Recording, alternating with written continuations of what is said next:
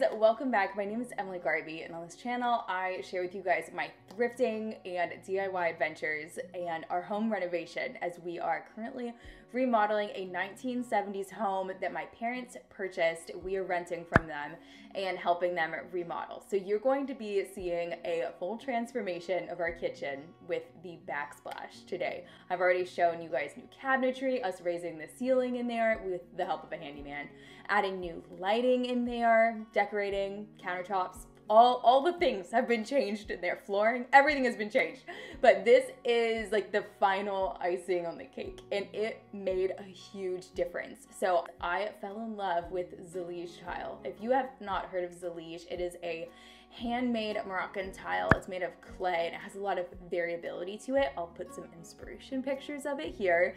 And it's beautiful, but it's also not a beautiful price tag. So I found some budget-friendly alternatives to it with the help of my friend Kristen. I'm gonna show you my inspiration pictures as well as the tiles that I ordered, the samples, because I ordered so many.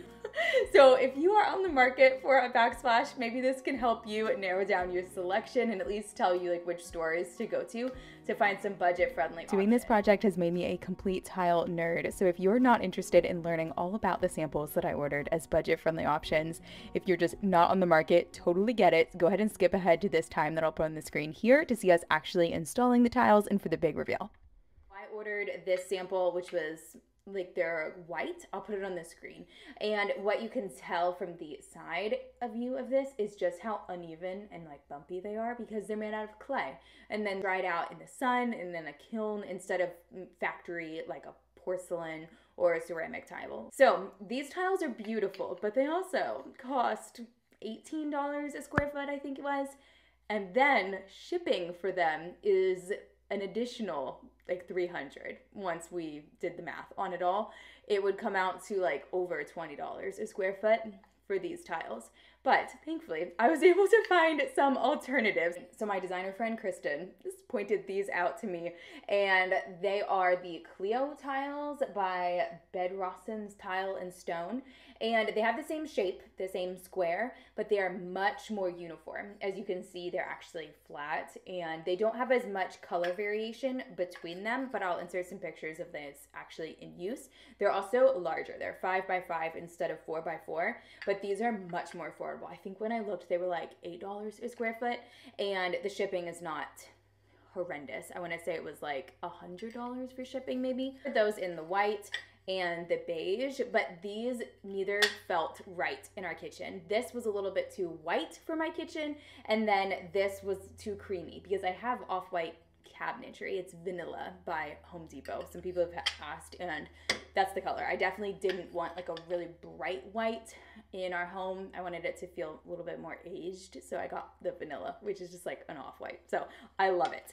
But then I found some other ones. I was very set on doing the square pattern in our kitchen because that's just the traditional zellige style right now. That's what everyone is using. But we actually have square tiles in the bathroom that we're about to demo, and they're from the 70s. And they're so dated looking that every time I started looking at the square tiles in my kitchen, like at the sample ones I had set up, it was just making me not like them because it reminded me of the bathroom, because it's just like right there. It was just messing with me.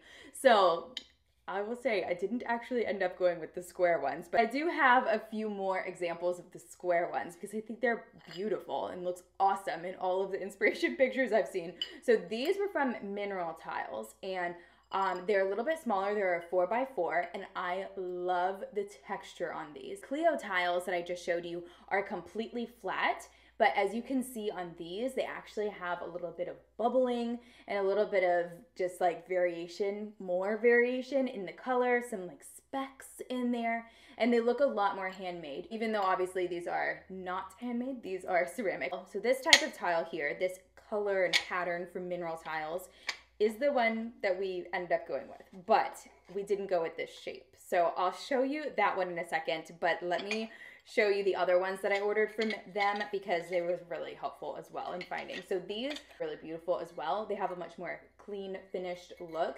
You could put them this way or this way, but under cabinetry, sometimes it doesn't look great to have the really tall, long ones because you end up only having like 1.5.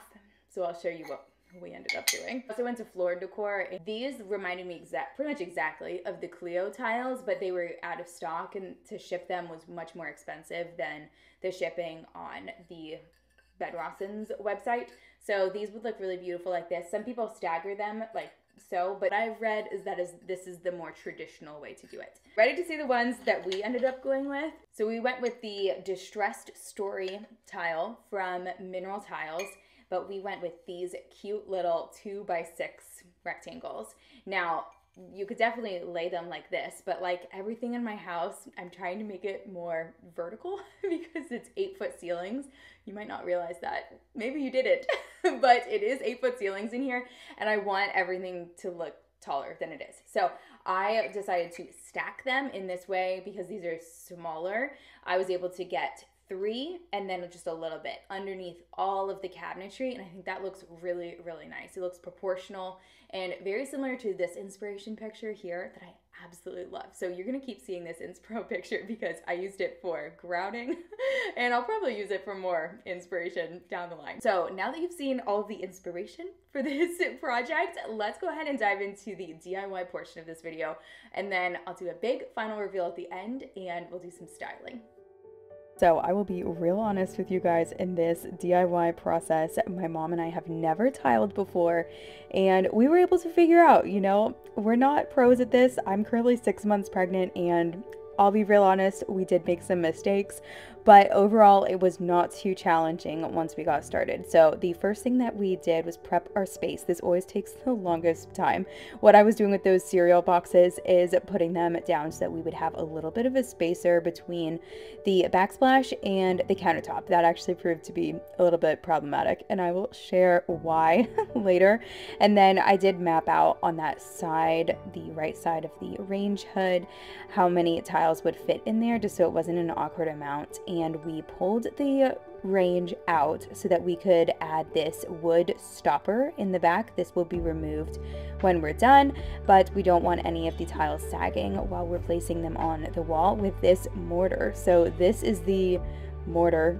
I think that's what it's called, and we just got it at Home Depot, and it goes on kind of like icing. I'll show a clip in a minute of what it looks like. You just have to put a lot more than you think needs to go on there, and then scrape it to a thinner amount using the little teeth side of the trowel. Now, the typical way that zellige tile is laid is without spacers, so that is what we did, and it made it a lot more simple. I think I've never laid tile with spacers, so I guess I can't really speak to that, but the application of it was pretty easy because we could kind of move things around a little bit if it looked a little bit off.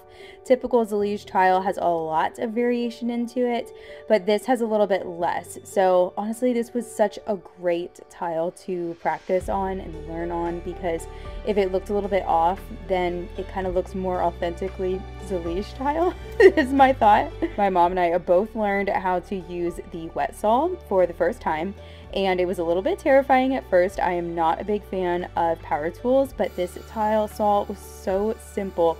We got a super cheap one from, I believe, Harbor Freight, and it worked just fine. And that's what we heard, is that you can get away with getting a really cheap tile saw because you don't really need it to be high quality, I guess. It's more like the blade is what's important, and the blade is super dull, so you can't actually cut yourself. It's more just filing the tiles. These clips are when I was being very slow and careful, but you'll see later I ended up just freehanding a lot of the cuts because it got really, really simple and very, very messy too. This thing sprays water all over you, but my mom and I had a great time doing this together, laughing through it, just figuring it out, making a bit of a mess. But what we ended up doing is she did all the little detail cuts, most of them, and then I would stick them on the wall. As with all of our DIY projects, my kids are always right there with us. You guys definitely saw this in our patio makeover. This one was a little bit harder for them to help with, but we have found lots of good tricks for helping them to feel like they are involved and that they're making a difference. So Gideon was in charge of bringing us new tiles from the box, and that kept him pretty entertained and also not too messy.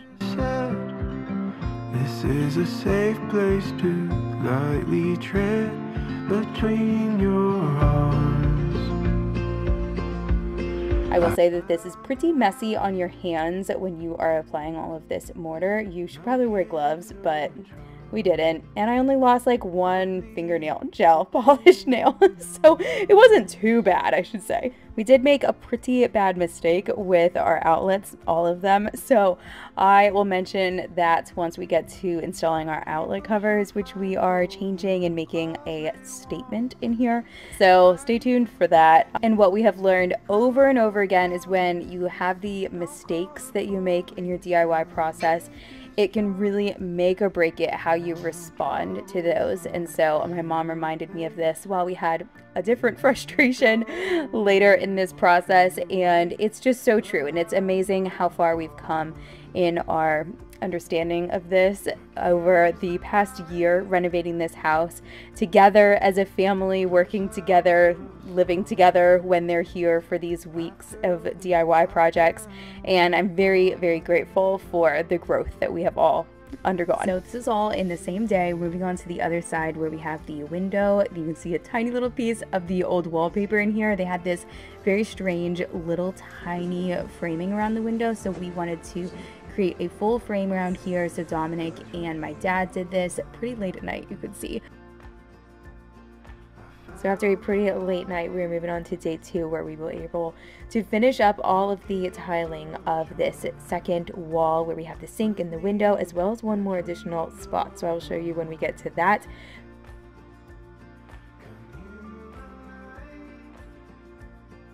One of the best decisions that we made in here was going all the way up to the ceiling around the window. It really framed the window nicely, so you can see me putting in those little tiny slivers on the sides, which was not easy, but you will see how worth it was from a design perspective.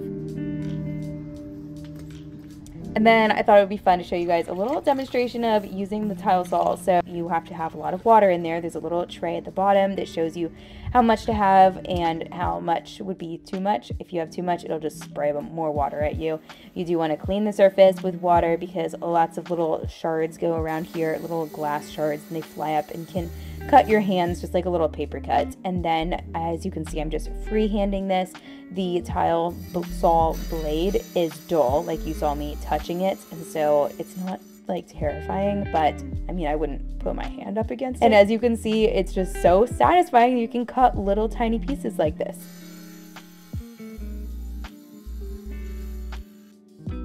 If you follow me on Instagram, you know this has been my pregnancy craving. So I made some of this from basil from our yard and actually made homemade mozzarella, which was delicious. And so this is the consistency of the mortar. I just wanted to show how it kind of looks like thick icing. For these spaces in here, we went in and just put the mortar on the back of the tiles so that we could get it into this area. And then if it oozed out a little bit, we just went in with a toothpick so that it wouldn't mess with the grout, since it's going to be a different color. This kitchen was a mess. We were trying to not really cook much, but you kind of can't do that when you have kids. And then we also, surprise, are tiling this under part of our cabinetry. We have bar stools here, and so normally you would put like wood down here, but we wanted something super durable. So we are tiling down here as well. Okay, now this. Up.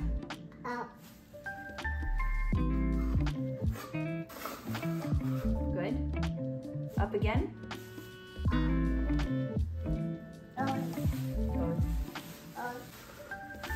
Sit right here. Because down here did not have any outlets, and the tiles you'll see are actually a little bit bigger. This went by so fast. We were able to knock this out in probably less than an hour, including some mitered angle cuts, which my mom did a great job on. These tiles are the exact same as the ones under the backsplash counter, but they are the larger size. So I won't even say which ones they are, but I'll link all of the tiles that I showed in the samples and the ones that we used down below. We almost had a nightmare experience with these tiles down here. We definitely thought we ordered more than we did, I guess. I'm still not really sure what happened, but I will say that we barely had enough. So I'll let you know how many tiles we had left over in a little bit, but no cheating. Let me know down below how many you think we had left over.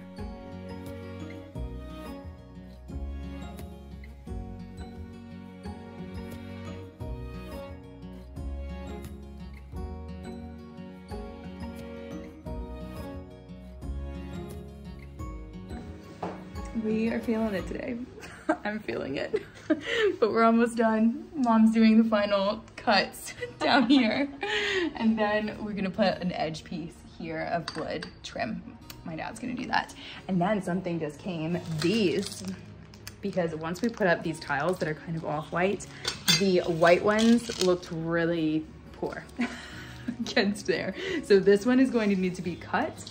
But then these are like an antique grass finish and they look really nice with our faucet. So it's coming along, almost done. And then once we get this done, then we can grout tomorrow.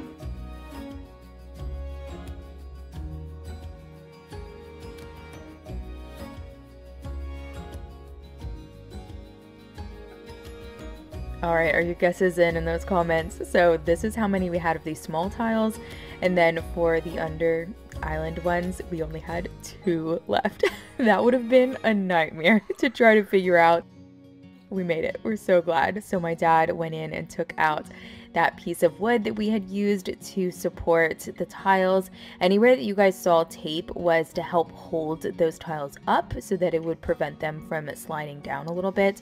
My dad and Dominic also added the trim that we have been missing up here at the top of the cabinetry. It's not quite done, and it's not going to get done in this video because it's Christmas season around here and we have lots and lots to do, but it is so much better even with just that. And then we decided to go with this Snow White grout. This was a very hard decision for us, and there's a lot of people who actually don't grout at all with the zellige tiles, but we decided that for this kitchen and just for the versatility of these tiles, it was more important to grout. So love the color that we ended up going with. It is kind of a creamy white that goes with the cabinetry. We mixed this up according to the package to get this thick paste-like consistency. The more water that you have, the more risk you run of getting little cracks in the grout. And then you use these soft trowels. We had the electricity turned off on this wall since there was a lot of water going on as we were washing it off. So that's why the light is a little bit weird, but this was a very satisfying, quick process. Just applying it really nice and thick and pushing it all into there so that it gets in those cracks. You don't want to have any little bubbles open up, and then you just use the side of the scraper to scrape it off, and then you go in with a sponge after a few minutes. We just followed the instructions for this and it reveals your beautiful tiles again, and it just looks amazing.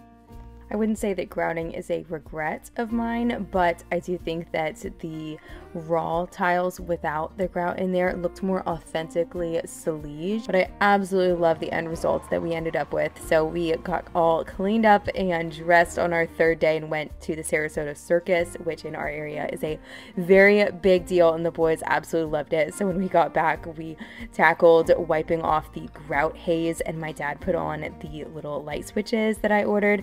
These were a problem because we tiled a little bit too close to the holes, and so we'll have to drill in the tile eventually, but we haven't gotten there yet, and currently they're just balanced. Our other mistake was in using those cereal boxes that we used as a spacer at the bottom. Now, I don't really know what you are supposed to do, but it wasn't that, because these were really, really difficult to get out. A lot of spots we actually ended up just having to use a box cutter to get them out, so we ended up with this kind of jaggedy line at the bottom, which we were able to fix with caulk. I'm not going to show you me actually putting the caulk in there because I'm not a pro at it.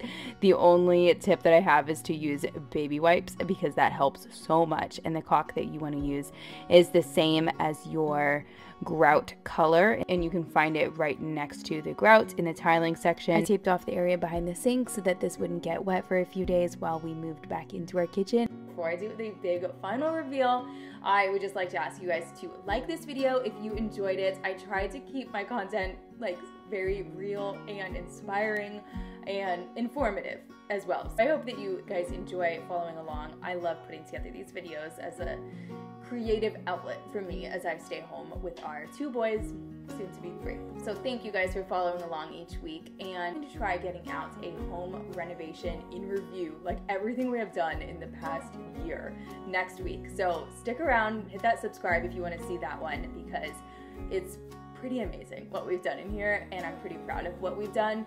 It's just like you always get caught up and busy in what else there is to do, but I want to look back and remember all of the things that we have done, and hopefully it can be a reminder too for you, all that you have done this year.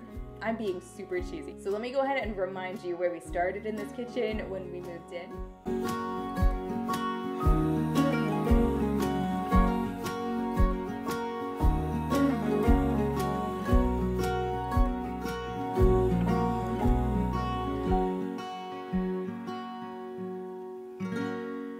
Now for where we are at now.